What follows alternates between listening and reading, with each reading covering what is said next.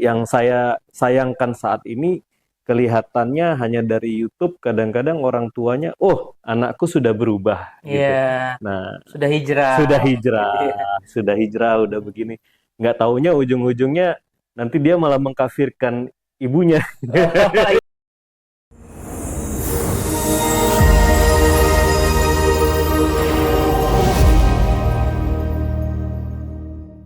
Assalamualaikum warahmatullahi wabarakatuh. Waalaikumsalam warahmatullahi wabarakatuh. Sahabat-sahabat Malimudo, di mana saja berada, semoga sehat selalu, rezekinya ditambah oleh Allah Subhanahu wa taala dan yang pastinya kita tidak lupa dan tidak bosan untuk mendoakan negara kita, negara kesatuan Republik Indonesia, agar negara kita selalu aman, selalu damai, kita selalu dijaga oleh Allah Subhanahu wa taala. Amin ya rabbal alamin. Bersama saya hari ini ada seorang dokter, Dokter Wahyu. Ya Ya, dokter ya. ya Ustaz. Gimana kabarnya dok? Alhamdulillah. Sehat-sehat. Kegiatan sehari-hari gimana? Ya, berjalan so far so good lah. Sekarang sedang tugas di mana Pak Dokter? Salah satu rumah sakit swasta di daerah Marelan. Oh di daerah Marelan ya. Sahabat, kenapa hari ini saya tertarik ya ngobrol dengan Dokter Wahyu? Sebenarnya saya ingin ngobrol bincang-bincang soal bagaimana sih orang-orang perkotaan ya, Ya. khususnya di daerah perkotaan di dalam mempelajari ilmu agama gitu. Karena saya melihat hari ini kesibukan orang-orang perkotaan dengan pekerjaan dan lain sebagainya membuat mereka kadang-kadang ngaji itu lewat YouTube, kadang-kadang lewat Instagram, TikTok, yang pastinya media sosial lah gitu. Nah, terkadang Pak Dokter, ada sebagian kawan-kawan kita di perkotaan itu yang justru salah pilih pengajian. Ya, benar. Salah pilih pengajian. Kalau Pak Dokter sendiri tanggapannya gimana soal eh, kawan-kawan, saudara-saudara kita di perkotaan lah, soal mereka dalam beragama begitu.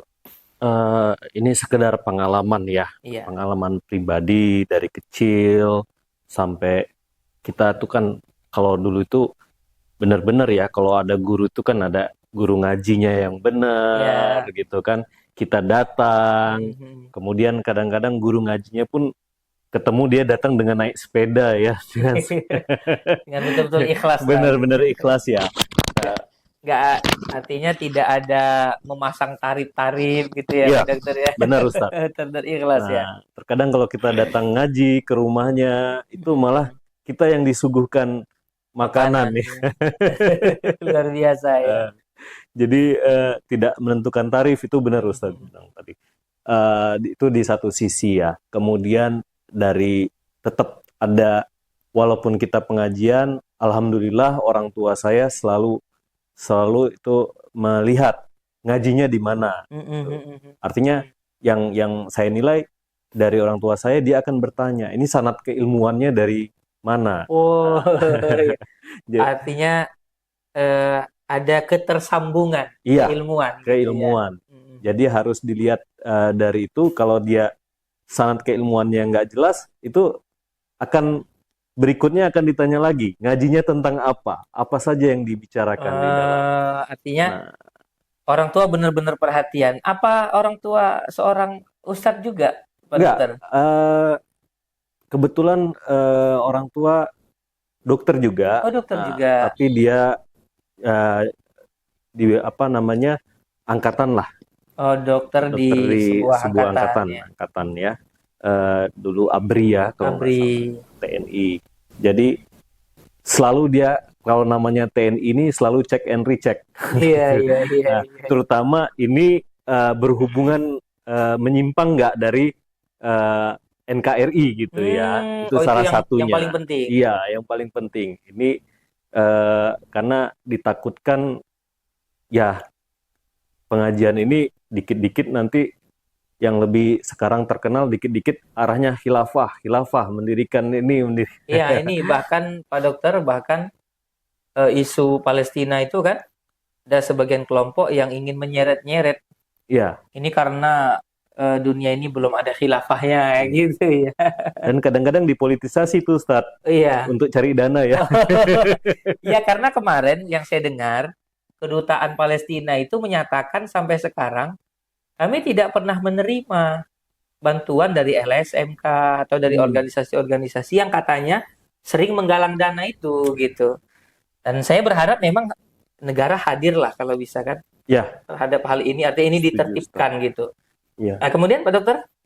Eh, dari situ ya alhamdulillah ya karena orang tua juga aware tentang ya perhatian tentang itu, kemudian ya sembari semakin besar ya akhirnya wejangan-wejangan itu ya tertanam di kita. Jadi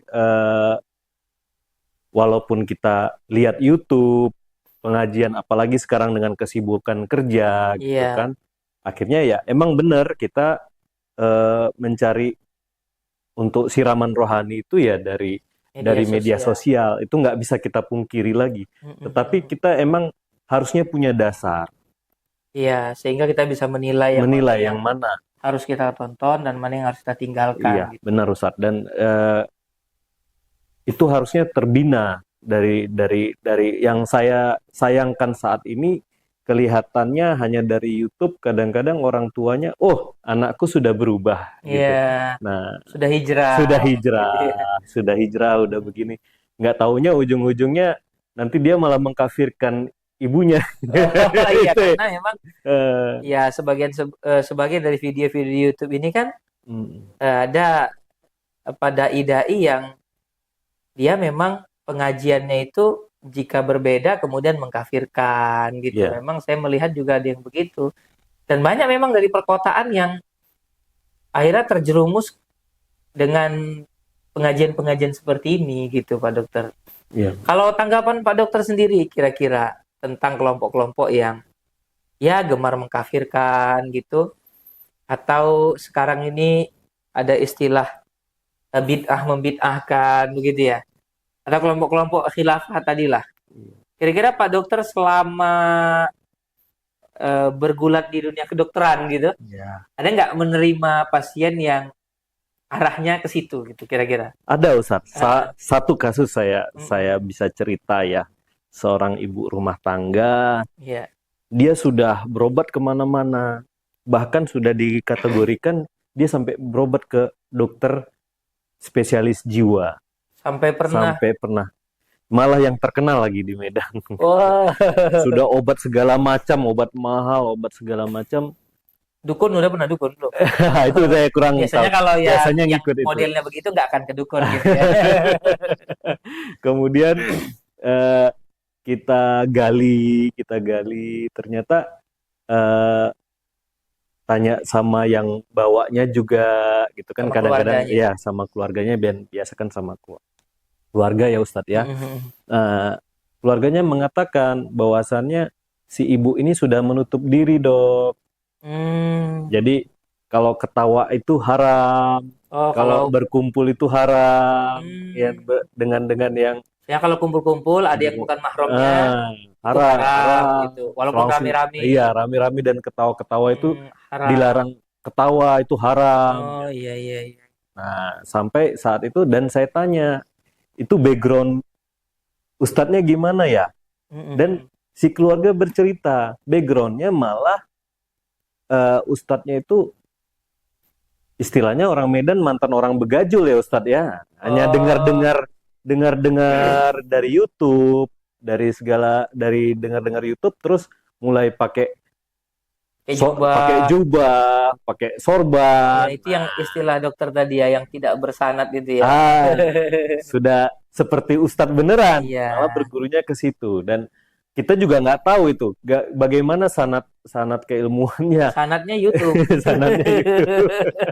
Sanadnya Syekh Google gitu.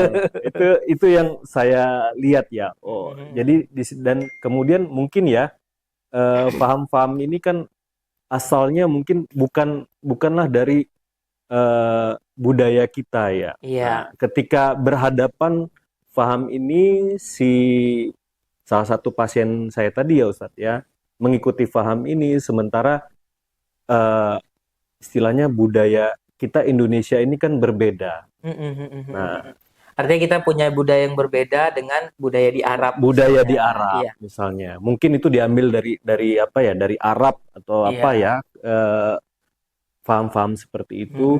Nah, budaya kita sendiri kan berbeda. Justru kalau yang saya ketahui bagaimana dulu Wali Songo atau apa pendekatannya ke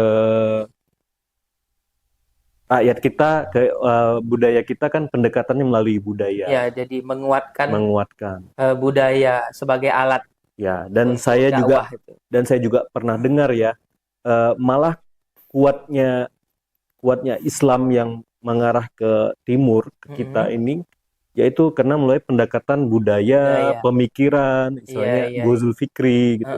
Agak berbeda dengan pendekatan penaklukan Islam di wilayah Timur Tengah, di Eropa misalnya. Lebih pendekatan ke arah perang ya, kalau Iya. saya nggak salah. Jadi sebenarnya lebih mengakar Islam itu di Indonesia. Nusantara Mungkin lah itu. ya.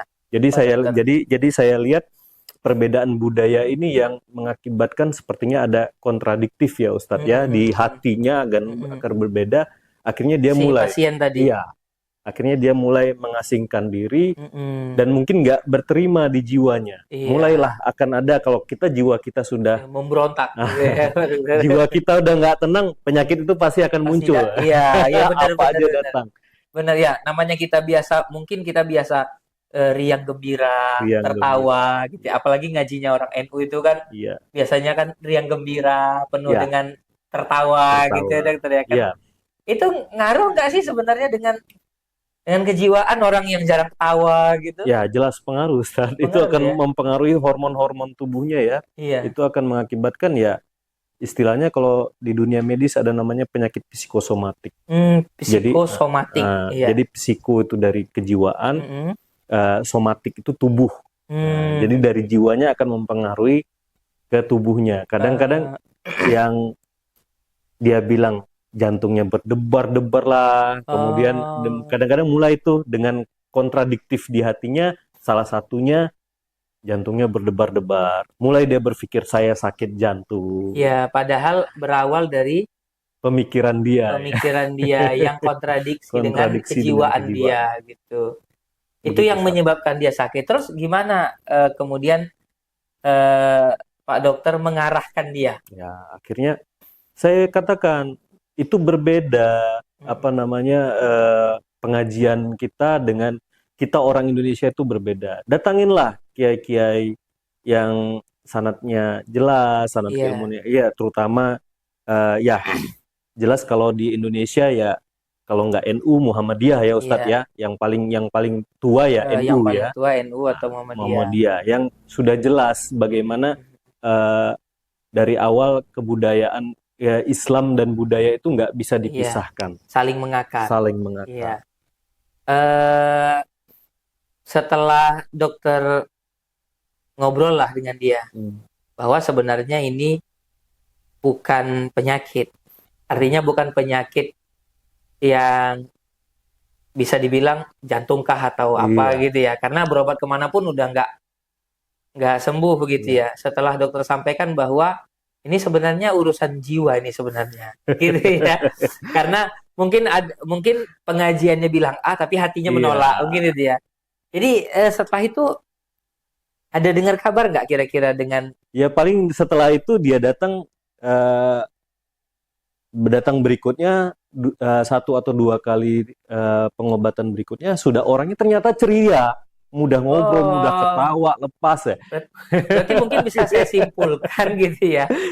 Dia yang mungkin selama ini ceria, tertawa lepas, tapi karena pengajian yang dia dengar itu melarang untuk tertawa, melarang untuk kumpul-kumpul. Nah, mungkin itu yang ngaruh ke kondisi kejiwaannya itu ya. Iya, benar Ustaz. Iya, setuju saya.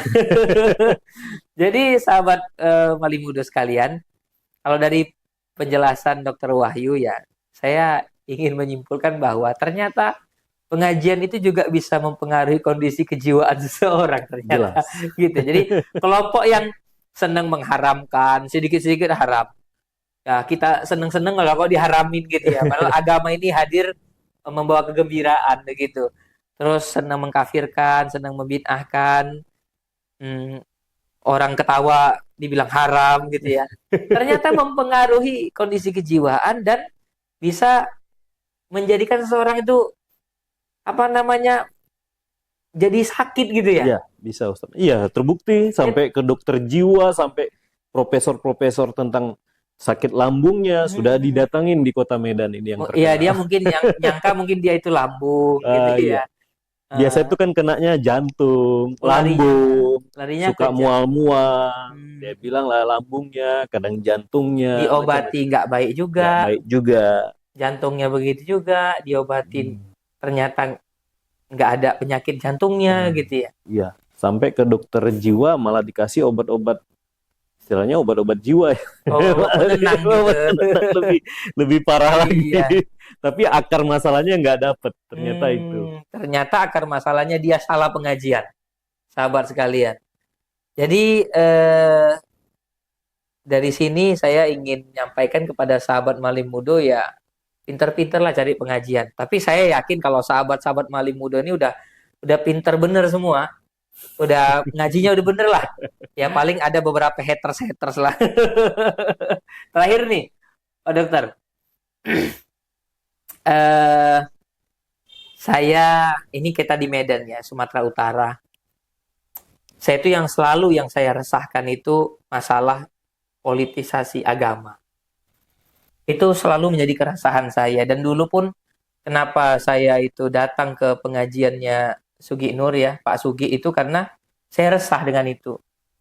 Untuk meraup pendukung, dia rela menyesatkan kiai-kiai NU, rela menyesatkan Islam Nusantara, begitu kan, makanya saya datang.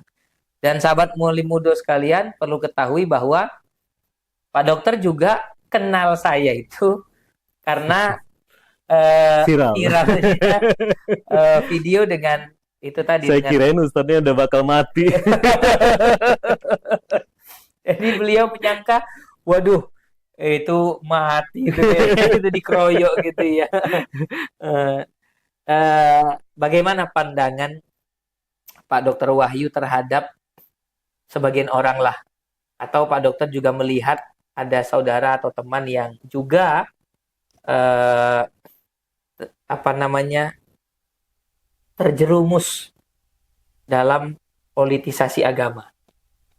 Ya, kalau saya sih berpendapat jangan lagi gitu kan, karena dua pemilu presiden yang kita hadapi tahun 2014, 2019 itu sudah cukup lah, karena di situ kan terlihat ya politisasi agamanya, bahkan kadang-kadang di dalam WA grup keluarga sendiri pun Keluarga kita Pak Dokter. ya kita pun bisa jadi bertengkar Iya, ya gitu. iya, iya. Nah, sampai ada yang apa namanya cerai gara-gara itu kan gitu. Ada saya Gara-gara dengar beda pandangan beda politik pandangan tadi. politik tadi. Nah, terutama yang dibawa-bawa di sini adalah agama. Jadi yang kalau kita lihat dulu, iya, kalau kamu milih A, oh berarti kamu tidak Islami Tidak kan mendukung gitu. Islam. Tidak mendukung Islam. Ternyata setelah Pilpres berakhir, mereka malah bergabung. Makan nasi goreng bareng Makan gitu nasi ya. goreng. Iya, iya, iya. Jadi itu tandanya, artinya dari situ saya melihat bahwasannya ya politik itu ya cair.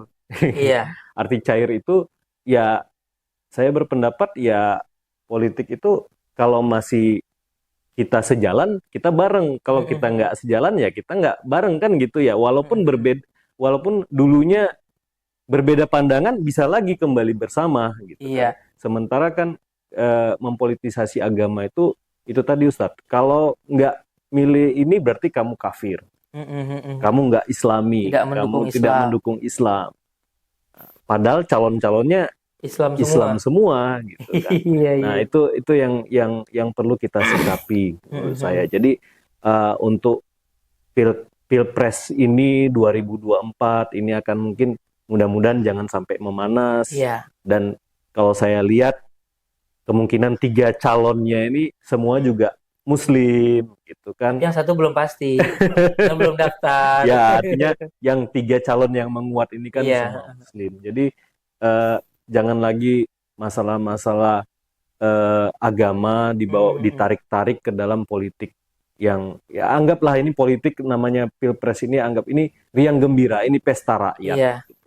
Saya punya pemikiran begini, Pak Dokter, mungkin ya kelompok-kelompok yang memakai agama di dalam berpolitik, mungkin mereka merasa kalau agama diseret-seret dananya murah.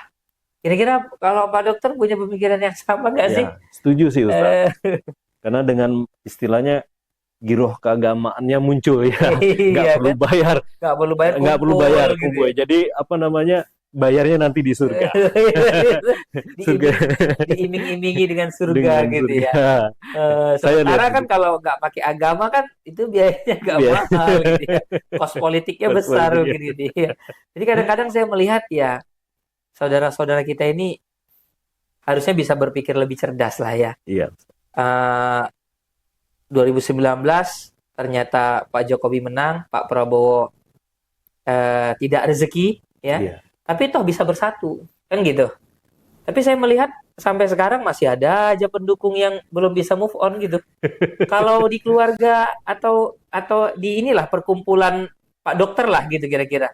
Masih ada nggak sih orang-orang yang masih sakit hati sampai sekarang kira-kira? Sakit hati itu masih ada, cuman tapi yang saya lihat akhir-akhir ini karena ada salah satu calon yang masih mengait-ngaitkan ke agama, sepertinya tetap ada yang arah ke sana. Tapi Tetap mungkin ada ya. tetap ada, tapi mungkin sudah lebih berkurang lah. Mudah-mudahan dengan Tidak ada. seperti 2019 ya. Iya, Ya memang ya kita berharap semoga 2024 ini pola-pola yang dimainkan dalam 2019, politisasi agama dan lain sebagainya ya tidak perlu lagi lah gitu ya Pak Dokter ya, harapannya begitu ya. iya. Mungkin perlu kita identifikasi, kalau identifikasi kita kenal dulu. Kalau ada orang yang mulai kalau nggak pilih ini maka tidak masuk surga. Iya. Kalau calon ini dia itu adalah Imam Mahdi. Nah, itu kita mulai Didukung Rasulullah. didukung Rasulullah. Nah, itu mungkin dari situ kita harus mengidentifikasi, berhati-hati dengan teknik-teknik seperti ini. Itu yang ngangkat jadi Imam Mahdi kira-kira siapa itu? Jangan-jangan Jibril itu. Jangan-jangan nanti yang ngangkat si yang calon itulah ya, yang ngatakan ini Imam Mahdi, yang ngatakan ini Rasulullah, jangan-jangan itu Jibril nanti ngakunya Jibril.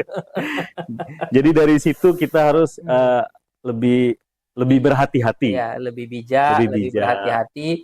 Karena saya begini, berharap sahabat Malimudo ada yang kita pikirkan ke depan. Apa itu persaudaraan kita. Jangan karena pesta 5 tahun sekali ini, ya ini justru jadi ajang kita memutus tali silaturahim di antara kita anak bangsa gitu. Ya kalaupun seandainya ada yang calon itu beda agama, terus masalahnya apa gitu?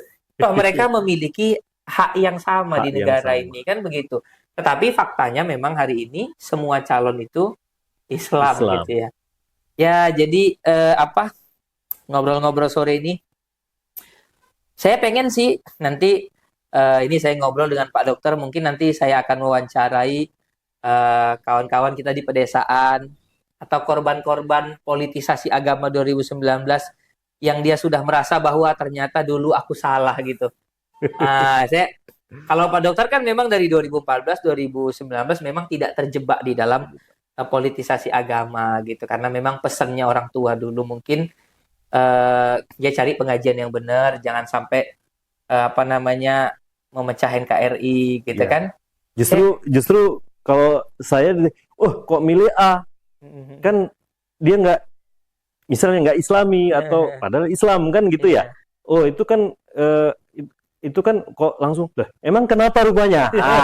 Jadi emang kenapa rupanya? Di situ kita harus berpikir lagi apa masalahnya kan gitu. Iya, toh kadang-kadang mereka juga nggak punya alasan. Nah, iya. Pas Gitu. kita tanya apa alasannya, emang kenapa? Dia bingung mau jawab. Oh, jawab apa gitu ya. Ya gitu. Mungkin sampai di sini dulu, sahabat-sahabat Mali Muda sekalian. Eh, Mungkin ke depan nanti ada waktu, Pak Dokter. Ya. Kita bisa ngobrol lagi dengan topik yang berbeda, gitu. Saya udah janji pengen ke rumah Pak Dokter. Ya, tapi mungkin belum waktunya, Pak Dokter. Mohon izin nanti insya Allah mungkin saya bisa silaturahmi ke kediaman, ya, jumpa dengan keluarga. Kirim salam Pak Dokter dengan keluarga, Terima kasih. dengan sahabat-sahabat yang satu pemikiran lah dengan kita, dan mudah-mudahan saudara atau sahabat-sahabat kita yang masih